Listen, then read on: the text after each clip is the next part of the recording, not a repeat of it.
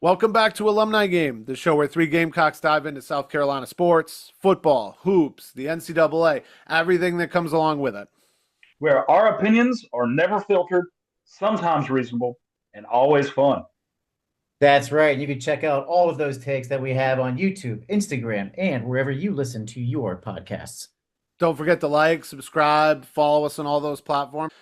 Settle in, y'all, and let's get started with this week's episode of Alumni Game!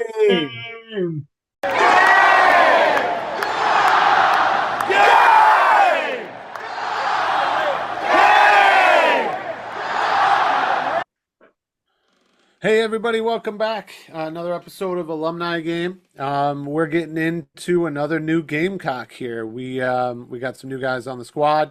Buster's got a great guy for us that he wants to talk about this week, so I'll give it right to him. Hey, thanks, this Mike. segment. I appreciate it. I love this segment. Isn't it a great segment? It's just such a good segment. We got to get into it as fast as possible. Favorite Yeah. segment of the week, man. We got to get right into it, Mike. You're right. You're right.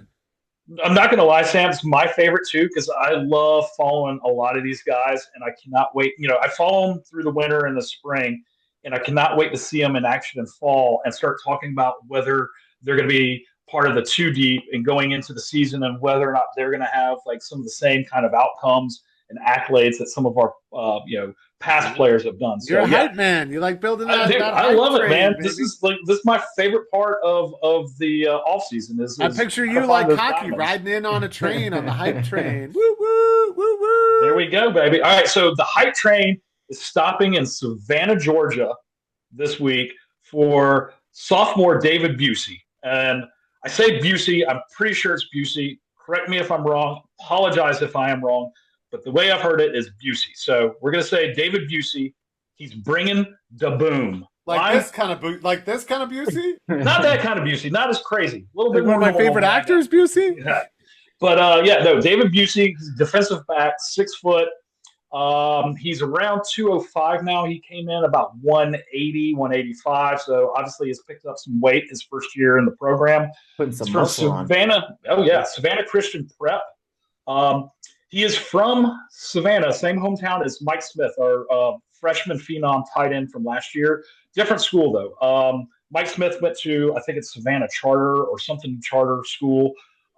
Savannah Christian is a different school, but same hometown. So cool thing to see Shane and the coaching staff, focus in on an area that a lot of people don't talk about in Savannah, Georgia, that I think does have some good athletes. So I'm liking this so far.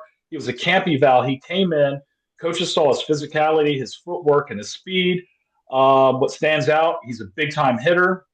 Coming out of high school, he was that kind of do-it-all type that played wide receiver and linebacker and played lacrosse. Believe it or not, this guy played lacrosse. And you're like, well, what does that have to do? Everybody's telling me that lacrosse can translate to football because you have to have agility. You have to have the ability to make cuts. You have to have the ability to stop and go, accelerate, and you also have to be quite physical. And man, this guy is physical. Quick hands too. You gotta have quick hands too if you're on lacrosse, man. They do a good job with those those cradling. Yeah. Hey, whoa! crosswise or Enough of that. whatever. Wait, do that again? Like, I do that know. again? Okay. No, I think it's great about this because, I only really remember him in that Oklahoma game, I think, where he kind of had his best game with a tackle and a forced fumble and a pass breakup. But I do remember him playing a lot of special teams and logging some snaps on defense. I'm reading some of the notes here, and that he did appeal in all 13 games. Yeah, he's going to play. He played last year. He's going to play this year. You say he's bringing the boom, huh, Buster? Yeah. Wow. Oh, man, this guy brings the boom. He can bring the boom. Yeah, dude. I love that ability. That's got shades what of I like about clowny him right a lot. there. Yeah. So, to me, winter outlook, obviously for young guys, bigger, faster, stronger. That's the main goal going into winter workouts and heading into the spring. So, bigger, faster, stronger, and hone your craft. But all right, guys, give me some questions. I'll answer them. What do you think? How much does him playing as a true freshman, right? Because I have it as he was one of 4 true freshmen for the Gamecocks to take the field in every game. Yep. So he ain't no freshman anymore. And he's not even like kind of a freshman in that he redshirted or whatever. He played. He played in every game, whether it was just special teams or not. He did have a big game against Oklahoma, which is a big SEC opponent, so he knows the SEC. And obviously he, played in a bowl game now too. Yep. How experienced is he? Is he good to go from game 1 and he's the safety, or is he rotating and getting in and still has some work to do to? Right. Well, so the biggest thing is he's safety. So DQ is back for another year, but the vacant safety spot was manned by our guy, Nick Imamori, who is going to be potentially a high-round draft pick. Yeah, big shoes to fill. So we're not asking him to fill those shoes. We're asking him to play his game. Does that mean he's going to start? I don't know. Does that mean he's going to be part of the rotation or the 2 deep? I think so. Now, there is a lot of talent coming back in the secondary. I think the secondary is our strongest position group on the field. Like, we got guys – Kendall Daniels, he's a true freshman, but he's built like Nick Imamori. Kendall Daniels, as a freshman, is 6'4", 220. You got Jalen Kilgore, who played nickel last year, that can move to the safety spot if some of the younger guys at nickel step up. Zabari Sandy, he's redshirted. Kelvin Hunter, he's a sophomore that was at the nickel, but has shown a great sense of field presence as well as a lot of athletic and physical ability. So he is in a very good competition for that safety spot. And again, you need 2 safeties and at least a 2 deep. So that's 4 spots. I think he could definitely make his way into one of those 4 spots. Yeah. But you're also saying, you don't necessarily need to have him start in his second year. I don't actually think you need to have him start at all, because from what Joe Camillus says about him on special teams, he ain't letting him go. He's going to use them on special teams. Yeah. If you're going to use them on special teams, you really don't want to have him starting at safety necessarily. You want him in a rotation there. And I mean, again, D. Camillus just kept saying this over and over about Busey and Fred Johnson on special teams, that they're very, very reliable. They show the athleticism. You just hit that, Buster. And that, for South Carolina, kicking game is no different than offense or defense, right? They have plays there. They need those guys to execute those plays. They need to coach to those plays. So in my mind, if I don't see Busey on special teams, I might be disappointed. Exactly. You make your bones. You make your bones on special teams. I always say, if you are not a guaranteed first-round draft pick, day 1 starter for the NFL, you know what you do? You make your bones and you make your dollars on special teams, and you show that team that you deserve it. Make some money on the practice squad if you have to, and hone your craft. Yeah, a lot of good defensive players, not just in college, but certainly in the NFL. They played 2-3 years in special teams and then became Hall of Fame type caliber player. I'm thinking James Harrison, number 1 from the Steelers. Yeah. He had himself a monster career. I'm sure there's other guys. There's a lot. There is. I will definitely mention it later.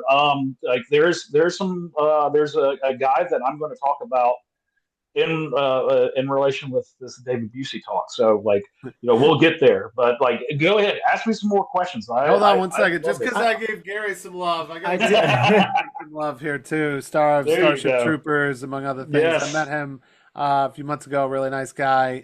Loves the fans. Wasn't he in Frighteners as well with Michael Yes, Bay? Yeah, good call, dude. I love that was a great movie. Frighteners is one of my favorite movies. So, shout out to Frighteners. Yeah. No, just because, look, it's coming, right? I mean, Busey gets his name called a lot. We're going to talk about Gary Busey. Watch. Well, there'll be fat heads on the sideline that are Gary and Jake.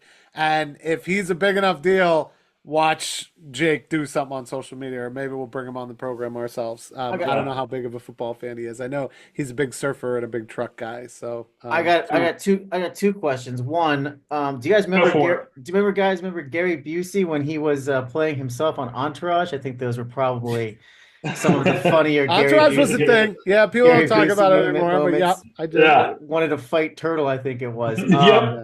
Second question.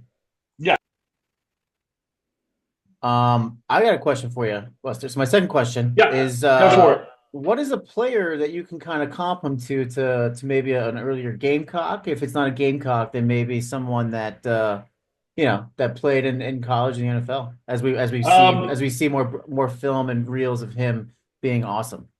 Your timing on this question is impeccable because I was just telling Mike about a guy that made his bones in special teams and then ended up getting the start in the secondary in the NFL. And I'm talking about the Gamecocks' own Keisan Nixon, who plays for my beloved Green Bay Packers. Keisan Nixon, I believe Keisan was out of Compton, California. He's a cousin or nephew of Snoop Dogg. Keisan's 5'10", 200. So he's a couple inches shorter than David, but plus or minus within that like 5 to 10 pound range, just over 200.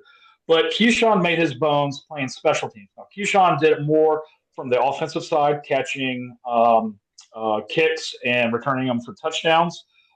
David Busey, it looks like he's the guy that's going to destroy, split in half, lay out the person catching kickoffs and punts. So I'm looking. Even when he misses, he still takes him down hard. So that's I just saw that too. Is that Keisan Nixon, as in very tough, very physical, has a strong nose for the football, and is going to prove himself in his physicality by starting out on special teams, and it's going to translate to work that back in. I think kind of like a strong safety position where he can come down in the box and be able to play either that short passing game in kind of a zone coverage in and around that linebacker zone, short zone. And then obviously playing the run, he's going to be able to diagnose and stick his nose in there and split someone in half. Geez, the more I see, quote Gary Busey from Point Break, give me 2, Utah. This is this is legit. I mean, I realize this is not at the level that we're talking about, but he's playing with this amount of pep and just blowing up all of these plays. I mean, if he's not pick sixing, he's blowing the guy up. He's got it in coverage, or he's hitting him behind the line. I mean, this guy seems to play with 2 motors. I agree with you, Mike. I was going to say, like, I like his. He's obviously a guy that's playing a lot of spread offenses in these highlight reels, so he's got the coverage, but he is getting dirty. Like, he is hitting players and making them stick. I like that about a safety. Yeah. So, sure. And I like having that on special teams. It's going to give coach a lot of flexibility on what he's doing. A lot of leeway. Yeah. By the way, alumni listeners, alumni game listeners, if you're wondering, we are watching video of David Busey, some high school highlights. So if you're only listening and not seeing the video, I definitely recommend Googling David Busey, looking for his high school highlights. You can find them on like huddle.com and various other recruiting services. This guy is just he's fast, he's diagnosing plays, and he's putting his nose in there at a pace that you can't believe. That is elite. And when he makes the hit, the person's not breaking the tackle. That person is going down, and if they're getting up very slowly from his hits. Yeah. This guy he packs a punch. And look, if you can't get enough Busey, then yes, go watch Point Break with our friend Gary. Go watch Starship Troopers with his son Jake. A lot of famous Buseys out there. I'm sure this is just one in a long line.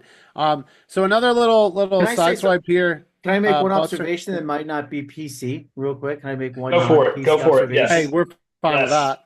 For about 20 or 30 years, we didn't have a white cornerback in the league since Jason Sehorn, and now we got all these white cornerbacks and defensive backs playing, and I don't understand what's going on. What's going on? Yeah, here? I don't know. They're saying a lot less kids are playing football. Maybe that makes room. I don't know. But yeah, you make a good point, Sam, and I don't think it's un-PC. I mean, it's factual, right? More funny for for us non-athletic white guys. I mean, what it is. Just celebrate it and be like, oh, the renaissance of the white quarterback. If you're getting worked up about something like that, then you're looking at it wrong. Like, the idea is like, just look at these guys as athletes. Like, like one of my favorite guys, John Lynch, Eric Weddle, from back in the day, Jason Seymour. Oh, John Lynch with the humpback thing. Yeah, and then one of my favorite guys was Eric Weddle, who played for the Chargers. Yeah, GM for the 49ers. Eric Weddle was one of my jams. I love watching that guy play.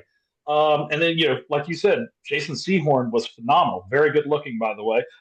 Just mention that there. So looking at just a quick thing here, just to kind of double check, looking at this depth chart, I'm kind of seeing him listed at free safety, Seeing DQ Smith in front of him as a senior obviously is going to play more than Busey. And then Kilgore kind of the third in that line as a junior, transfer. So that's kind of you think that's a true depth chart as it stands now?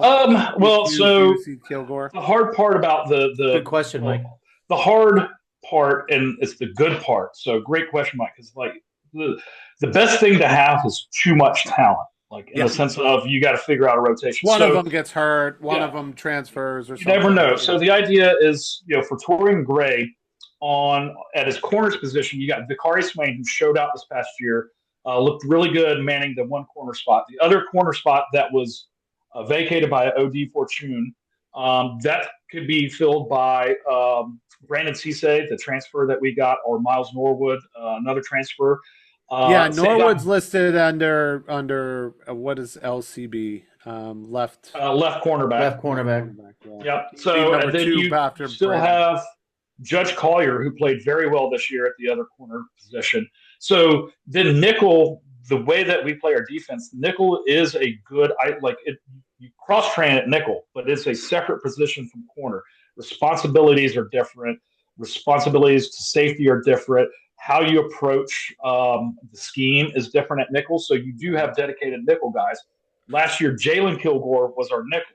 Well, he can move to safety if some of the other guys step up at the nickel. So, the cross-training by Torian Gray allows us to move the parts around so that the best 5 guys in the secondary, 2 safeties, 2 corners, and 1 nickel, are on the field. And then when their backups come in on that 2 deep, there's no drop-off in production.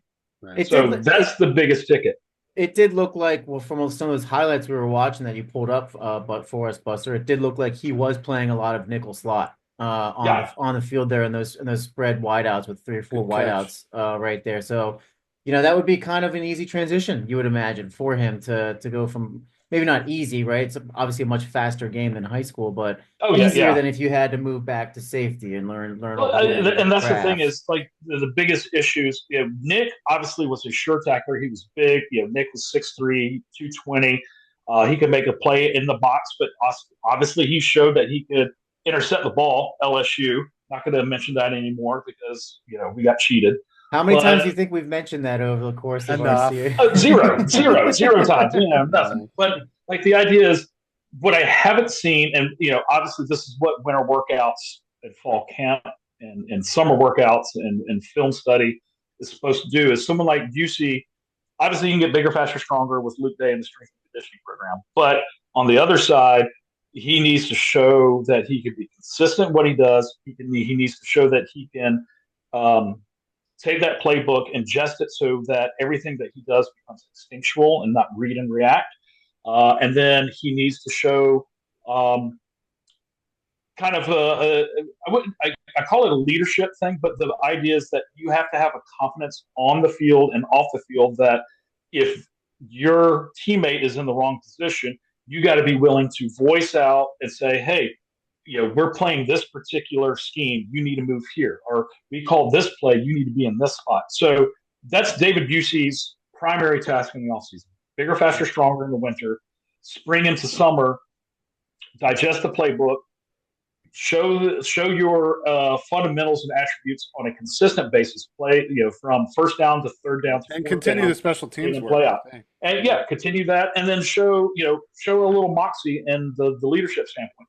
Be able to communicate with your guys, because that's the big deal in the back end of the defense. So we'll see what happens. I'll tell you too, even just kind of looking at this depth chart and these safeties here, they kind of seem to be showing out just with their numbers a little bit. Like when you go DQ, Busey, Gerald Kilgore, number 1, number 13, number 23. Those are all huge numbers to me. Number 1, I'm number 1. Number 13, I ain't scared of no curse or no bugaboo or whatever. And 23, I mean, come on, 23 is like the number everyone always wants.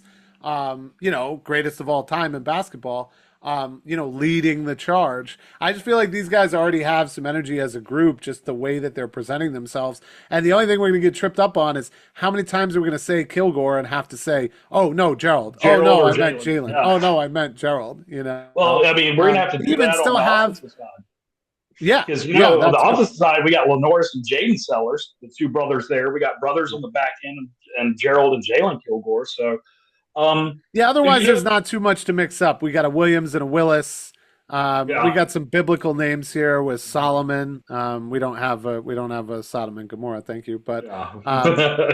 but no, it does kind of feel like maybe there's still one safety hanging though, because they list Williams and Daniels as the strong safeties, and then I mean DQ. He's got to get that commercial right away. That DQ commercial. Well, DQ needs to work on his coverage. He Yeah. was great in run stoppage, run coverage, run protection, but did struggle a little bit this past year in pass pro. But as the only senior in that whole group, they're gonna. Yeah, no, you use like his leadership is paramount, and that's why he's back there at the other safety spot. And technically penciled in. Coaches will never say somebody's written in pen, but DQ is the closest thing to being written in Sharpie or pen. Yeah, I mean, I'm not really good freshman year too, wasn't he? Didn't he have a pretty good? Yeah, no, Fred. Like DQ came out of Spring Valley. He was a quarterback at Spring Valley. He showed out kind of the same way Emin Mori did from Irmo, where he was a 3-star guy, but ended up showing out in fall camp so much that I think by the second, third game they were starting. DQ was that way. I know that 2023, I think he had some injury or a nagging injury that he wasn't playing at 100%. Last year he played much better, but still had a little bit of coverage issues. And again, not a big deal when we have the kind of talent. Like I'm looking at the guys from Kelvin Hunter, Jalewis Solomon, Zavari Sandy, the Kilgore brothers, Kendall Daniels, the Cisse Norwood guys in the transfer portal. A lot of potential new Gamecock of the week. We got a lot of great athletic backfield in the secondary. It's just who's going to take charge and, like I said, show consistency, show that they know the playbook and play instinctual rather than read and react, and then shows a leadership type of character on and off the field that you saw, like someone like Emin Mori, Tebow Williams, stuff like that. If you got all three of those things, coach is going to put you in, and the coach is like, dude, I'm in a luxury. I don't even have to call plays. You guys can call plays on the field. You're so good. You're Peyton Manning of the secondary. Yeah, the only time they're going to get really involved is a certain game situation or when they want to do something specific. And I saw that with him and Mori last year. I'm almost thinking they might add more to the safety group because both the Kilgores are our punt returners, right? That's going to get even more confusing. Which Kilgore did the return? But if that's the case and they're both doing that, and Busey's doing some special teams too, then we even have some more snaps to go around because Daniels is kind of a true freshman here, right? He's got to dip his toes. He's got to get into it. Yeah. Williams is the junior, so he's locked in. Smith is the senior, so he's locked in. Busey seems pretty locked in, and he's going to do some special team snaps. But then from there, it's kind of like, okay, so maybe there's someone else. Again, thinking that we do kind of have to fill, at least in the scheme, what Imanyori was doing a little bit. There could be room for someone to ascend or someone to dominate some more reps here, just because special teams already needs those other things and is going to. The one thing that I actually like, and you guys will definitely jump in on this, and you're going to love this. So back during our most successful years, the 2009, 2010, 2011, 2012, Spurrier, Jadeveon Clowney, et cetera, I was looking up player comps for Busey, and I was just looking back at some of our best defensive backs, from CeCe Whitlock, Stephon Gilmore, Victor Hampton, guys like that. Most of those guys were 5'10", 5'11". Torian Gray and Clayton White, you know what they're recruiting? These guys are 6'1", 6'2", 6'3". Kendall Daniels is 6'4". We're getting Cam Chancellor type size guys playing in the backfield. And not only are they big, 6'4", over 210, 205, 210, 220, but they are just as athletic as those 5'10", 195 guys. Imagine having guys over 6 feet, over 205 pounds, making plays like they're like little scat backs back there. I love the size and I love the athletic ability that we're recruiting, and I think it's going to pay dividends for us. Yeah. He also seems like a really grateful person, and hard to tell, but his social media, at least his Twitter, when he was getting offers, he thanked every team. He didn't get offers from huge teams. I think the other comp to us was Georgia Tech, like they offered right when we did. But he ended up getting a lot of offers, from a lot of different schools where he probably could have dominated.